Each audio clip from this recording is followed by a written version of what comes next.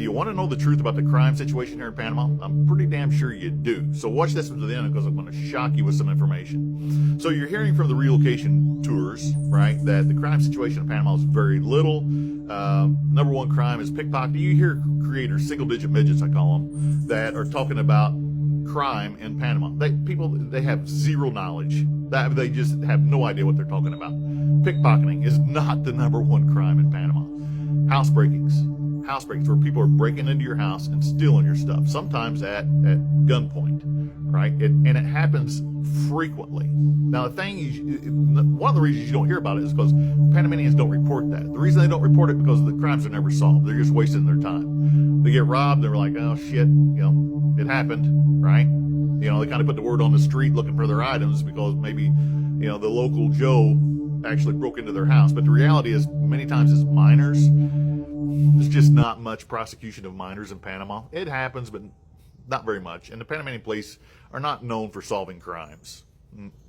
So anyways, that's the number one thing. House breakings, and there's a higher element of house breakings in the expat areas. Again, it's not changed in the last almost 40 years of my experience here in Panama. We had multiple house breakings and larcenies on the military installations because the military had stuff. Now, I'm going to shock you with something here. How many people heard that there were about 100 people robbed at the waterfall at the Imbara Indian tribe? That tour that goes out there? There were about 100 people robbed of their belongings at the waterfall by men with machine guns. You can't even Google and find it right now. We actually verified it with the tour operators. It happened. It wasn't that long ago, a couple months ago. There's another incident that one of my clients actually told me about because it's not public knowledge.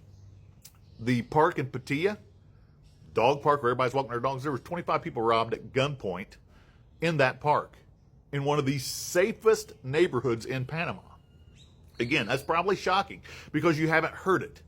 I have searched ChatGPT, Google. You cannot find evidence of these crimes, but there are people that are talking about that were robbed.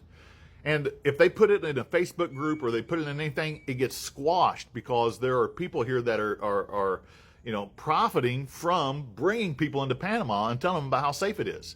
People, it's Central America, all right? There is crime here. Again, my opinion, based on the fact that I've processed multiple house breakings and larcenies here, is that house breakings is the number one thing you need to be concerned about. That's why people say, why is there bars on all the windows? Because, and the other thing is people are like, man, there's a lot of dogs in Panama. No shit. You know why there's a lot of dogs in Panama? Because that's the number one deterrent for keeping people from breaking into your house. In my neighborhood, which is I consider it a pretty safe neighborhood. It looks like fricking the 4th of July at night with all the houses lit up. The houses are lit up.